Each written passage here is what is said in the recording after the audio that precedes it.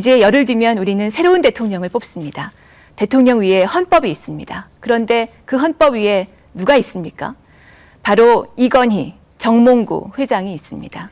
삼성반도체에서 일한 황유미 씨, 26 청춘의 백혈병으로 세상을 떠났습니다. 낡은 반도체 공정, 유독약품이 유미 씨의 생명을 갉아먹었습니다. 머리가 모두 빠진 유미 씨는 깃털처럼 가벼워져서 이 세상을 떠났습니다. 유미 씨 말고도 50여 명의 노동자들이 백혈병으로 죽거나 투병 중인데 삼성은 고집스럽게도 산재가 아니라고 합니다. 정부도 삼성 편을 듭니다. 8년간의 소송 끝에 대법원에서 복직 판결을 받은 최병승 씨, 현대차 비정규 노동자였던 그가 해고된 것 28살입니다. 지루한 소송, 대법원을 2번이나 오가는 동안 그는 이제 36살이 됐습니다. 그러나 그는 아직도 일터로 돌아가지 못했습니다. 최병승 씨는 55일째 20m 철탑 위에 겨울바람 속에 있습니다. 이 토론 철탑 위에서도 보고 계신가요?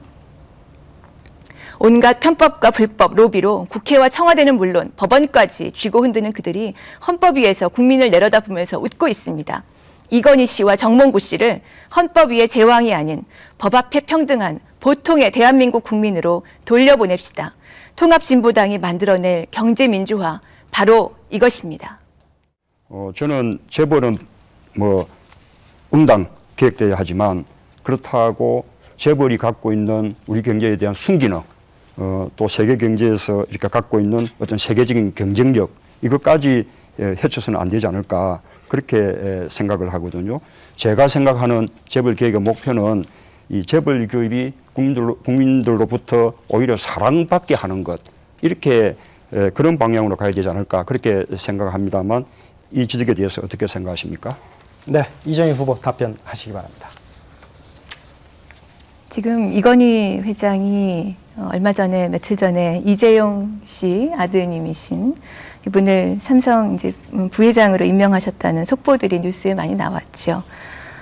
수백억 원대의 손실을 인터넷 사업에서 이미 보신 분이죠. 정상적인 상황이라면 사실 이런 것은 경영 능력을 봤을 때 그 경영권이 승계되지 않는 것이 마땅한 판단이겠지요. 그러나 승계가 됩니다. 우리 국민들은 아들이니까 당연히 그렇겠지, 이렇게 생각합니다. 그것을 깨는 것이 필요하죠. 그런데 이것은 이런 재벌의 부가 개인에게 집중되고 총수일가로 내려가는, 그래서 대물림되고 상속되는, 이것을 어떻게 과연 풀어헤칠 것이냐 하는 것이 저는 굉장히 중요하다고 봅니다.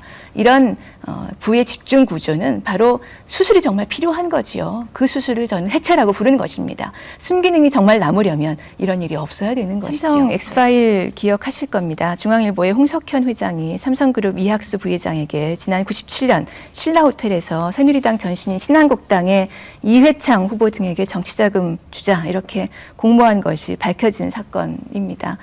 이회창 후보 얼마 전에 박근혜 후보 지지선언도 하셨는데요. 삼성이 검사들에게 뇌물 준 것 보고하는 내용도 이 엑스파일에 있었습니다. 이 사건을 통해서 삼성과 우리 사회 기득권층의 추악한 유착이 드러났고 온 국민이 분노했습니다. 지난번 첫 번째 토론회에서 문 후보님께서 참여정부의 삼성 장학생은 없었다고 말씀하셨는데, 그런데 삼성 엑스파일에 등장하는 중앙일보의 홍석현 회장, 삼성 이건희 회장의 큰 처남이신데 당시에 대선 자금 배달 관련돼 있지 않습니까?